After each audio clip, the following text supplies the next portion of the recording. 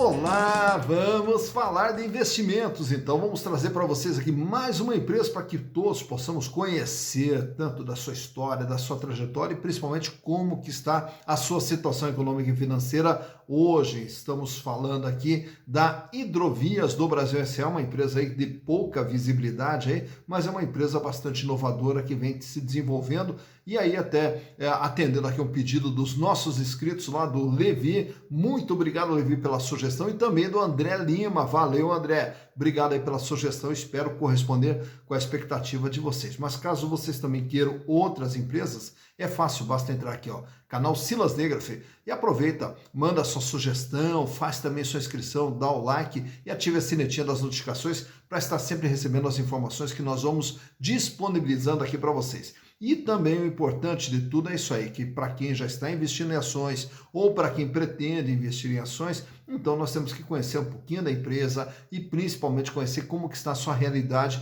econômica e financeira, até para ver os riscos que estão envolvidos nessa operação. E a Hidrovias do Brasil, ela é uma empresa nova também aqui na B3, desde o ano de 2020 que ela fez o seu IPO, se transformou também numa sociedade anônima. Então vamos contar um pouquinho dessa história, como que surgiu a B3. Ela surge de uma startup com um projeto bastante inovador, que é o transporte através dos rios, né, das hidrovias. Então é uma nova modalidade, nova não, é antiga, né, mas aqui no Brasil muito pouco utilizada, que é a utilização dos rios para poder fazer o transporte. Então surge de uma ideia através de uma startup, que logo em seguida ela acabou recebendo investimentos do Fundo Pátria. Então o Fundo Pátria tanto é que é o maior acionista individual, né, da Hidrovias do Brasil S.A. Então recebeu todo esse aporte financeiro para começar a se desenvolver. E aí na sequência ela já começa a se desenvolver, já abre um escritório no Paraguai também para operar com o Paraguai também, e aí ela começa a se estruturar para poder crescer. E já no ano de 2012, 2 anos depois da sua fundação, ela já consegue um contrato com a Vale, um contrato de 25 anos para o transporte de minério através dos rios, né? Aí na sequência, já no ano de 2013, assina também contrato para fazer transporte de grãos, também usando as hidrovias, e daí no ano de 2016 já faz também aquisição lá para a produção de bauxita, e na sequência também começa no ano de 2017 a transportar fertilizantes e bauxita também. Então conseguiu diversos contratos ali para fazer o seu transporte, e consequentemente daí ela tem que operar com as chamadas hidrovias, né, que são os caminhos que ela vai percorrer. E aí fez o Corredor Sul, que o Corredor Sul envolve os rios Paraguai, Paraná e Uruguai, e nesses rios o que eles transportam? Grãos, fertilizantes, minério e celulose também nesse Corredor Sul. Já no Corredor Norte, que é utilizado o rio Tapajós e o rio Amazonas, aí mais dedicado aos transportes de grãos e de fertilizantes. Recentemente também adquiriu mais uma empresa, a Imperial Logistics, que é para também operar e ampliar a sua participação dentro desse corredor sul, né, usando os rios Paraguai, Paraná e Uruguai.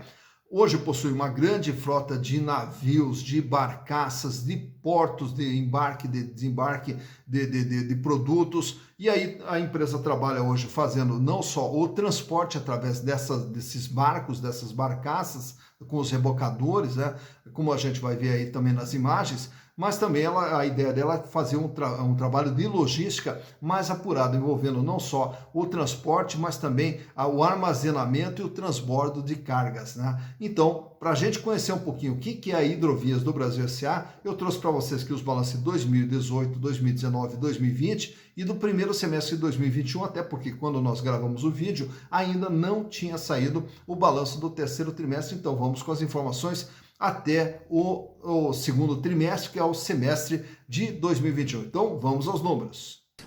Bem, então vamos para a análise das demonstrações contábeis da Hidrovias do Brasil S.A. E aí trouxe para vocês aqui os 3 últimos exercícios, 2018, 2019 e 2020, e as informações mais recentes da companhia que se referem ao primeiro semestre de 2021, até porque quando da gravação desse vídeo ainda não havia saído o balanço do terceiro trimestre do ano de 2021. Então vamos com as informações aqui até o dia 30 de junho de 2021.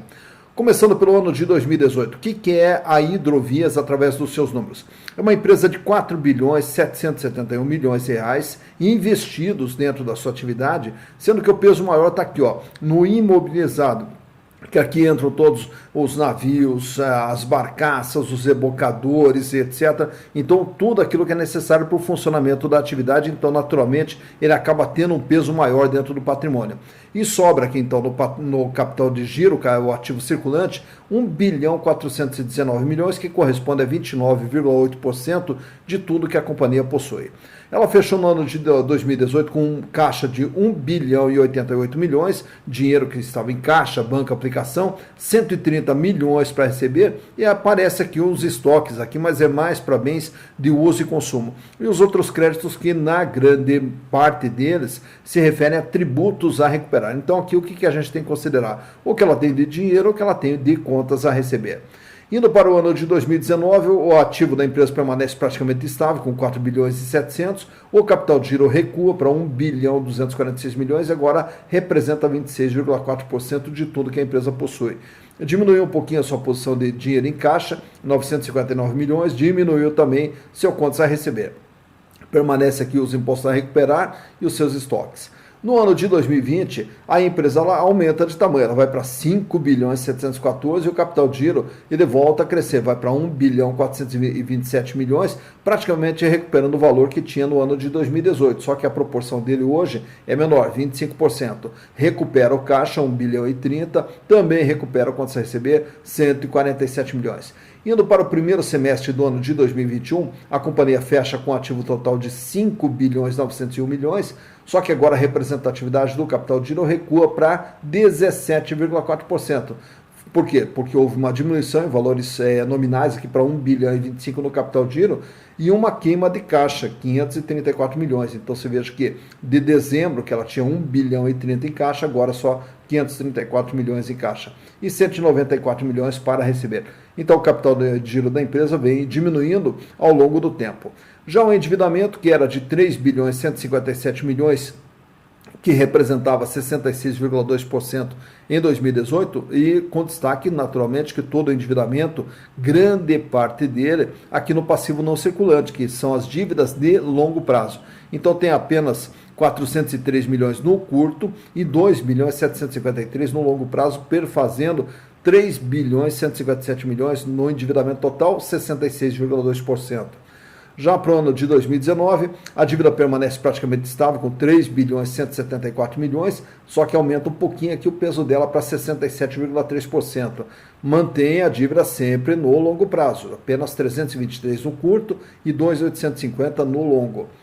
Para o ano de 2020, a dívida aumenta, vai para 4 bilhões 188 milhões, 73,3% o peso da dívida agora na companhia. A sorte que, naturalmente, a dívida permanece no longo prazo, apenas 445 milhões no curto, 3.742 no longo prazo. E fechando agora o primeiro semestre de 2021, a dívida sobe mais um pouco, vai para 4 bilhões 417 milhões e o peso dela agora é de 74,8%. Continua a dívida sempre no longo prazo. Então está aqui, o endividamento ele vem de 66, 67, 73, 74 e 8, né? A sorte é que, naturalmente, que a empresa está com o seu endividamento todo no longo prazo, grande parte dele no longo prazo. Em termos de resultados, a geração de resultados da Hidrovias Brasil, ela começa em 2018 com um faturamento de 1 bilhão 258 milhões, esse faturamento recua em 2019 para 937 milhões, vai para 2020 com 1 bilhão 462, volta a crescer aqui o faturamento, e agora nesses 6 primeiros meses do ano, 666 milhões, o que projeta aqui um faturamento de 1 bilhão e 300 aproximadamente para o ano de 2021. Já em termos de resultados, 162 milhões de reais de lucro em 2018, o lucro cai para 58 milhões em 2019, e aí 2020 fecha com prejuízo de 105 milhões. E nos 6 primeiros meses do ano, também com prejuízo de 85 milhões e 200, projetando aqui um prejuízo para o ano em torno de 170 milhões de reais. E a razão desse prejuízo? Então, se olharmos aqui os custos, que era de 50,4, foi para 66, foi para 74, agora recuou para 62.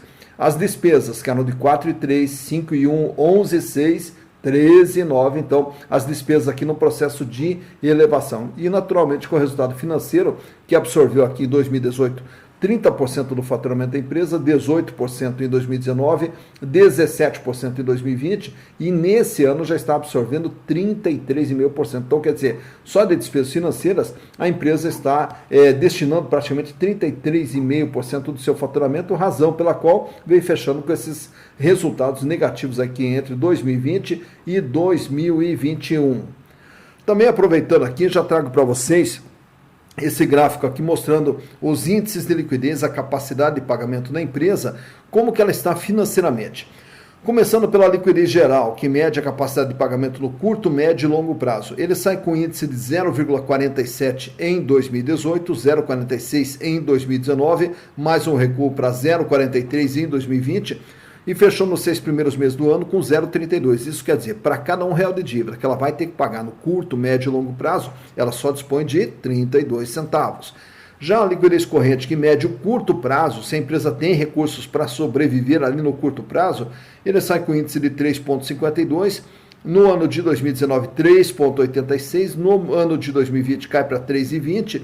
E nesse ano agora fechou com 2,02. Isso quer dizer, para cada R$1 de dívida, ela dispõe de R$2,02. Paga e sobra. Então, quer dizer, no curto prazo, a empresa não apresenta problemas financeiros. O problema principal dela passa a ser o que? Sempre o longo prazo, até porque, como a gente já viu há pouco, o endividamento deles sempre está concentrado lá no longo prazo. Falando em endividamento, trago para vocês aqui também o comportamento do endividamento da Hidrovias, que ele começa no ano de 2018 com 66,2%, aumenta o endividamento em 2019 para 67,3%, em 2020 aumenta mais um pouco, vai para 73,3%, e agora nos 6 primeiros meses do ano de 2021 fecha com 74,8%. Isso quer dizer, de tudo que a empresa tem, ela deve 74,8%, um endividamento que ele vem crescendo ao longo do tempo. E fechando também aqui os nossos índices, trazemos agora os índices de rentabilidade, o quanto que a empresa ganha, né? Então, no ano de 2018, ela fechou com uma margem líquida de 12,8%. O que é a margem líquida? É quanto ela ganha de tudo aquilo que ela fatura, que sobra limpo para ela, 12,8% em 2018. Já no ano de 2019, esse índice caiu praticamente pela metade, fechando em 6,2%. Em 2020, a margem fechou negativa, tem em função dos prejuízos, com 7,2%, e nos 6 primeiros meses do ano já fechou negativo também com 12,8%. Quer dizer, de tudo aquilo que ela fatura, ela perde ainda 12,8%. Já a rentabilidade do ativo, que é o retorno sobre o investimento feito dentro da empresa, ele sai com índice de 3,4% em 2018, recua para 1,24% em 2019 e fecha negativo em 2020 com 1,85%. Em relação a todo o investimento feito dentro da empresa, ela perde 1,85%. Então, esse índice aqui entende-se da seguinte maneira, que todo investimento feito dentro do ativo é para gerar vendas e, consequentemente, é para gerar resultados. Vinha gerando até 2019. Já no ano de 2020, fechou negativo em 1,85. Já na rentabilidade do PL, que são as outras 3 barrinhas que estamos vendo ali, que é o ganho do acionista. O acionista que tinha a sua posição dentro do PL da empresa, ele ganhou no ano de 2018 10,04%. No ano de 2019, o ganho recuou para 3,80%. E no ano de 2020, fechou negativo em 6,92%. Isso quer dizer, quem tinha as ações da empresa nesses respectivos anos, principalmente agora no ano de 2020, perdeu 6,2% em função dos prejuízos apresentados pela companhia. E trago para vocês aqui também esse gráfico mostrando o comportamento da ação desde o seu lançamento, desde o IPO da empresa, que ocorreu lá em setembro do ano de 2020, o ano passado, quando a empresa largou com R$ 7,42 o valor de cada ação. E a partir daí ela começou a sofrer algumas oscilações, porém variando ali entre os 6 e 7,50 aproximadamente, passa ali por algumas quedas, chegando até R$ 5,00, tenta se recuperar, porém a partir de julho ela começa ali um processo de queda e a queda vem até hoje, agora valendo no último dia 1º do 11, R$ 3,11 o valor de cada ação. Também trago ali para vocês nessa informação o valor patrimonial da ação, R$ 1,95. Quer dizer, cada ação da Hidrovias do Brasil S.A. vale patrimonialmente R$ 1,95. Portanto, o 3,11 ainda está bem acima do seu valor patrimonial. Tá, então, analisado o balanço aí e contada a história da Hidrovias do Brasil S.A., que tem o seu ticket HBSA3, né? Então, para quem achou interessante aí, de repente, já colocar no seu radar, né? E aí, naturalmente, que quando a gente faz a análise do balanço, ali aparecem os números negativos, como apareceu em 2020 e no primeiro semestre de 2021. Aí também, nessa pesquisa aqui, a gente procurou pesquisar um pouquinho com especialistas as razões até desses prejuízos que a empresa teve e tal. E aí as explicações que foram dadas é que justamente que no ano de 2020 e agora no ano de 2021, nós tivemos dois problemas sérios que afetaram a companhia. O primeiro foi a questão da seca, e quando existe a seca, aí diminui a produção agrícola e aí, consequentemente, o transporte de grãos caíram bastante, até porque um dos produtos que eles mais transportam, que é o milho, né? O milho acabou ficando mais no mercado interno, que estava com preço mais atrativo do que no mercado externo, então acabou não sendo usado o transporte através da Hidrovias do Brasil. E a outra razão também, em função até da seca, é que praticamente ficaram 2 meses sem poder transportar nada no chamado Corredor Sul, até pelo nível dos rios que estava muito baixo, e aí não conseguiam fazer o transporte, então tudo isso aí acabou afetando os números da empresa, né? Mas enfim, então está aqui também a explicação, né, que a gente tentou pesquisar para trazer para vocês aqui, para vocês poderem entender também a razão dos prejuízos da empresa. Mas o fato está aí, os balanços estão analisados, agora você já conhece a situação econômica e financeira, e aí já com isso você tem mais conhecimento e mais base para tomar suas decisões, e esse é o objetivo aqui do canal Silas Negra, fornecer informações para vocês, para que na hora de comprar ações, saber o que está comprando, saber de quem está comprando, aonde que você está investindo, quais os riscos envolvidos na operação, né? E também para avaliar as probabilidades de ganho que você pode ter ao fazer esses investimentos, porque fazer investimento, ganhar dinheiro é muito difícil. Então a gente também tem que ter muito cuidado na hora de fazer nossas aplicações, para que o nosso investimento ele possa render e fazer a construção de um patrimônio, que é o que todos nós merecemos. Dito isso, bons investimentos para vocês!